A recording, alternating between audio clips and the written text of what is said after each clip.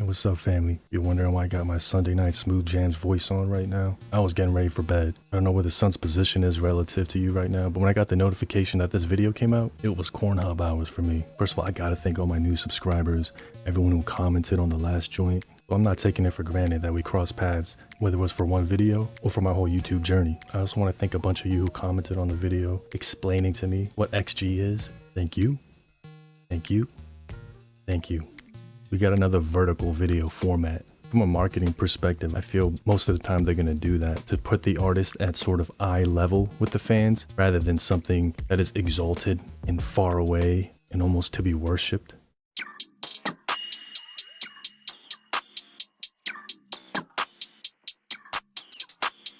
Walk in the building feeling like $1 million and go out with a bang. Okay.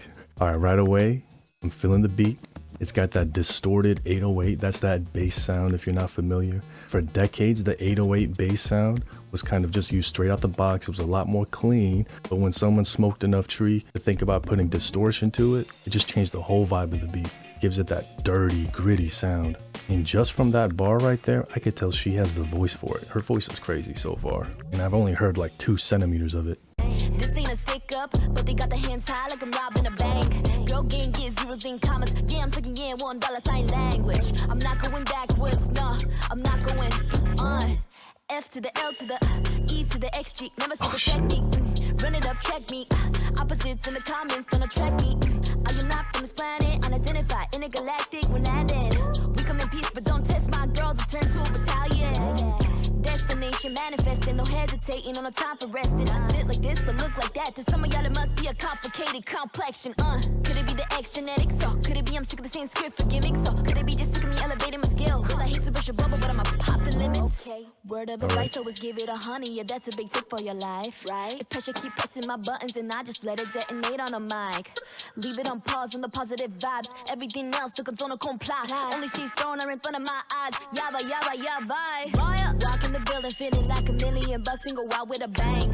This ain't a stick up, but they got the hands high like I'm robbing a bank. Girl gang get zeros in commas. Yeah, I'm taking in $1 sign language. I'm not going backwards, no, I'm not going on.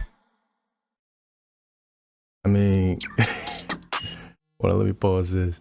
I think the most obvious thing is flow and delivery. There's different kinds of rappers. Think of a song like how an audio engineer would think of a song. They treat the rapper's vocals like another instrument. So depending on the rapper, their approach on how to get off on a song resembles the spirit of an instrument or a particular type of instrument. It doesn't necessarily have to be an instrument, but there's an intrinsic style to a rapper's delivery.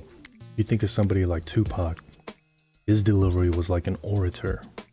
He rapped like how Martin Luther King Jr. made his speeches. Or if you think about someone like Biggie Smalls, he rapped like how a saxophone would do a solo. Going back to Harvey, he was kind of more of a pocket rapper with slight switch-ups. Harvey was putting a lot of attention to crafting these really awesome multi-syllabic rhymes, and she had that swaggy voice and demeanor. It seemed like Harvey was leading with her lyrics and her attitude. But Maya, on the other hand, she was like tap dancing all over the rhythm section. The type of rapper she is like a percussion and bass line driven rapper, at least in this song anyway. The syncopation of Maya's flows at times was like so precise. Like her voice was so good, it was almost like uncanny valley, like what an AI rapper's voice is gonna sound like in 50 years or something like that. It also seemed like Maya wasn't as particular about using every single syllable in a bar to contribute to something lyrical. I think every syllable was used just as intentionally, but more for the rhythm. You noticed that sometimes she would just be saying noises, but those noises weren't just because she couldn't think of a word, it was serving her style. These girls have their own unique delivery styles. And that's really refreshing if you're someone like me who sometimes gets wary about hearing the same flow again and again. And if you've ever tried your hand in rapping, pen to pad, greasy fingers to phone screen, and one day you finally get your hands on a royalty-free beat, hit the studio, you're gonna have to use the rhymes you wrote earlier on this new beat. You can match the tempo, but it may not sound like it matches perfectly 9 times out of 10. You might sometimes notice that even popular rap songs Sounds like they aren't necessarily writing the beat of that particular song. Chances are that that verse was pre-written. Another thing I'm appreciating about these girls is you can tell that they wrote their verses for these exact beats. That sounds like such an obvious and simple thing, but it's something that doesn't happen as often as you'd think. And speaking of which, can someone tell me how to pronounce her name? I mean, there's only 2 ways to pronounce it, but I feel like I'm just gonna pick the exact wrong one. Maya or Maya? I'm gonna just say Maya. Maya makes the most sense to me. She had a really fun verse. It was like a musical journey through like different eras, different flows. It went from clever punchlines to more simple and fun ones. She had old school references to more modern flows. She had the homages to the old school, like to Don't Sweat the Technique. That was one of my favorite songs back in the day. Oh, let me find that real quick. Yeah, right here. F to the L to the E to the XG, never with the technique. Using a whole bar to spell something out is old school vibes. That's like the 80s, that's like the 90s. I think her being a percussion and groove-based rapper really lent itself to how great her switch-ups were. So far I've only seen Harvey and Maya. Now I can't wait to see the other girls.